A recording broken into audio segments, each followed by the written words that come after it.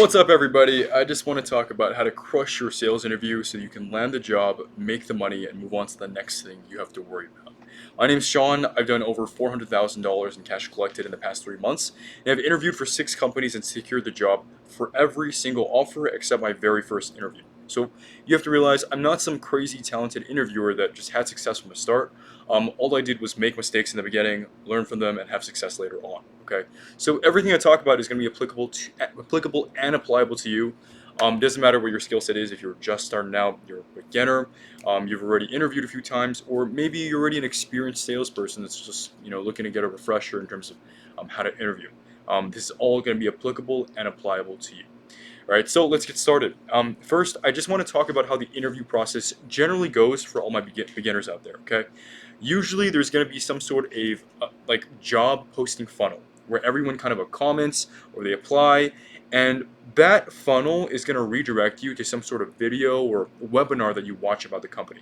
Okay, if you like what you hear about the company, basically what's going to happen is they're going to have you submit a video on yourself. Okay, either answering some questions or telling just like a little bit more about yourself.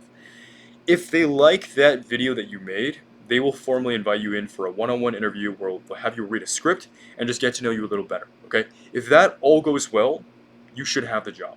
But how do we actually do well in this entire process? Because that's this entire process is what we call the interview. So how do we succeed at the interview process? Because you also have to know, like, you're competing with a lot of people here. Okay, companies are putting out job postings and they have maybe 100, 200 people apply when they only realistically need 1, 2, maybe 3 people for that specific position. So in order to actually maximize your chances, you need to understand very specifically what these companies are actually looking for. Okay, but first let's understand what they're not looking for. Okay, companies are not looking for arrogant people, and they're also not necessarily looking for people with experience. Okay, when I had my very first interview, I fucking hyped myself up before the interview by watching an Andrew Tate video, right? So, and it wasn't one of those Andrew Tate videos where the message is really awesome and you walk away feeling refreshed after. No, this is like one of those ones where Andrew's like pure fucking around. So you can just imagine how that interview went, right? I still actually have that recording, and it's really cringe. But regardless, okay, companies are looking for not arrogance, but actually the right kind of arrogance, because you have to realize the right kind of arrogance is just called confidence. And what confidence is essentially just coachable arrogance. So if you can have a demeanor where you're confident in your own abilities, but then you're also coachable, that is what we describe as confident. That's what we like. Okay? So how do you actually show that you're confident and that you're not arrogant? Because there's a very big difference. And it all comes down to just not acting like you know everything. But that's not easy to do either. And your interview is maybe 30 minutes, right? The interviewer is not going to be able to know everything about you.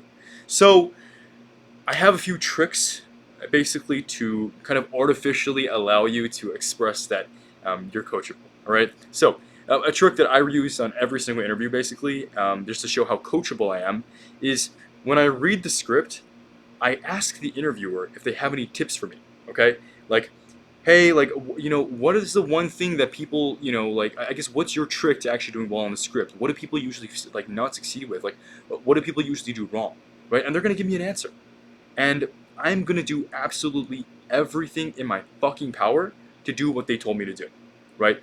Because if I do what they tell me to do, like, think about any time that you tell someone to do something, and they do it, and you see it, you get a huge ego boost. You're like, damn, like, you like the person a lot more about it, and you feel good about yourself as well. So I'm just give you guys an example, right? I remember on one of my interviews, I asked for a tip, and I think the tip the guy gave me was just to agree with the prospect as they talk. So as the prospect is talking, they're whatever they're talking about, you just say like you agree with them, and you just act like you're super attentive, right? And whether you do that or not, that has nothing to do with this. The point is, the interviewer told me to do that.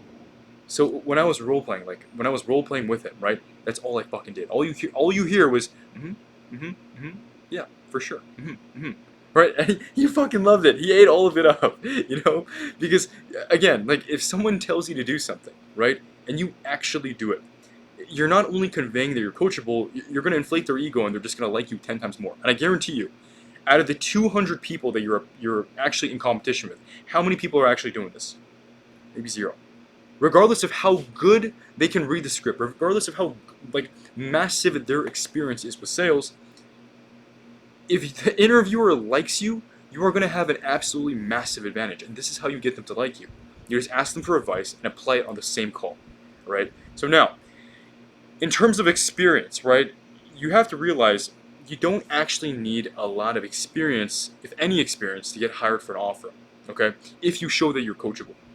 Like I've seen time and time again, with my friends, with the people I coach, and even on my first interviews, it's like if you just show that you're competent, you have potential, and they like you, you can land very, very competitive offers. With like competing against much more qualified applicants. Trust me on that. So if you're a beginner in this space and you want to get into remote sales and everything, and you're like, I'm a beginner, how am I going to compete with all these guys? Like, trust me, it goes beyond just knowing how to close and having the right demeanor and all these things. You have to understand how to get people to like you. If you can do that with an interviewer, you're also going to be able to do that on your future sales calls and your future setting calls. It's going to help you out tremendously. Okay, so to sum things up, okay, companies want to see that you're confident in the right way because you want to be coachable, and this trumps everything else. And we be coachable by asking for advice and actually applying it. Okay, now the last thing, okay, and probably the most important thing is reading the script. Right, this is like 60 to 70% of you getting the actual offer. Your ability to convey that you know how to read a script.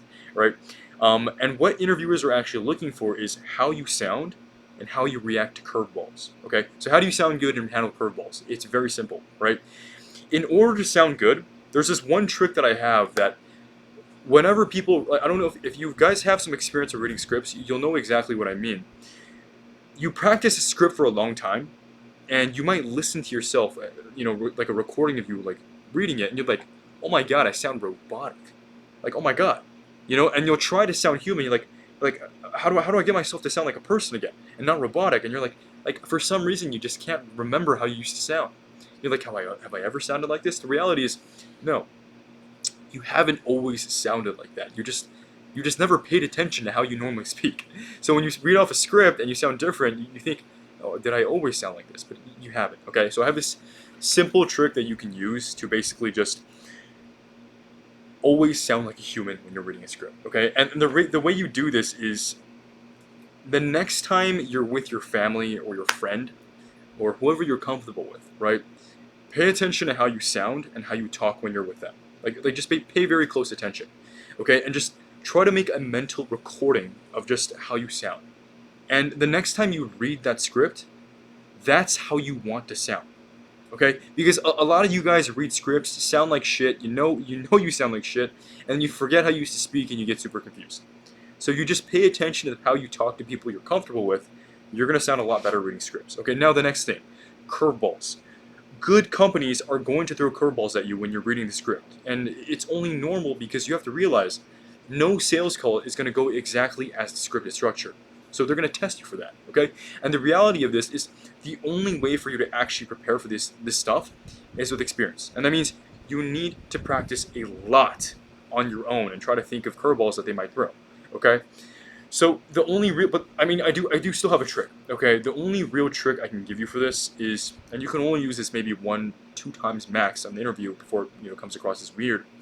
Is if you get stuck, right? They throw a curveball at you, and you're trying to think of what to say, and you're like, "Fuck, I choked," right?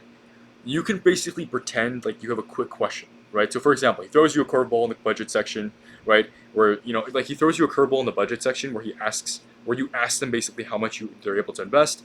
He says, I don't know how much do I need, right? And you just can't think of anything. Like, fuck, what do I say when they don't just give me the number, right? You can just say, oh, real quick, with these kinds of budget questions, how aggressive am I allowed to be generally? I just want to know. So you can basically just ask a question about this specific objection to make it seem like, oh, it wasn't because I couldn't handle it. I just had this quick question that came to mind, and yeah, I've done this a few times. Sometimes you get nervous. It just happens, and you just complete blank. So if you do, you know, you can use this trick. Okay. Regardless, the best way to be prepared for these scenarios is just by being prepared. Okay.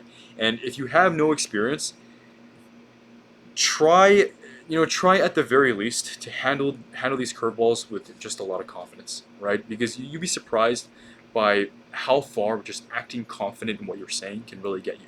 You know, like I guarantee you, like obviously what I'm saying in this entire video is true, but I guarantee you, the way I'm talking right now, where I'm very confident in what I'm saying, right? Imagine everything I just said was bullshit. Like this entire past 7, 10 minutes, however long it's been, this is always bullshit. I guarantee you there'll still be people who believe what I'm saying, right? Because I'm confident in what I'm saying, all right? Regardless, though, my current sales clients, like for my mentoring program, they've struggled a lot with these curveballs, and a few, like most of the really common ones, we made a list of and basically exactly how to handle them. Okay, so you have to realize this list of curveballs that we made and how to handle them is quite literally, I mean, could be the difference between you being prepared or you choking and not getting the job.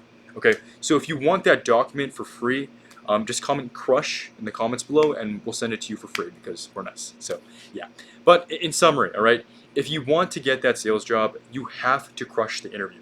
And how you do that is by acting confident but not arrogant. All right, and we can do this by getting advice, applying that advice on the same call, just to show how coachable we actually are. All right. Also, we need to make sure that we have a good tonality. All right, and we practice tonality by reading the script and sounding as if we're talking to our family member or our friend. Okay. Lastly, we have to handle curveballs, and we do that by just being as prepared as possible. Right. So, I hope this video genuinely helped you guys, and genuinely like let me know if you guys actually like this style of content, and whatever else you guys need help with in the sales world. Okay.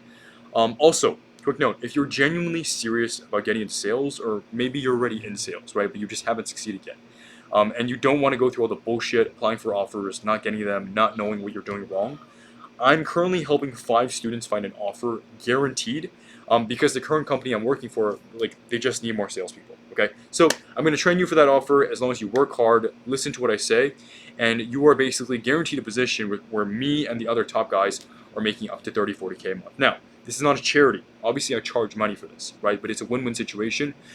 That's why I charge for it. I make money, you get a position, you get to make money long term.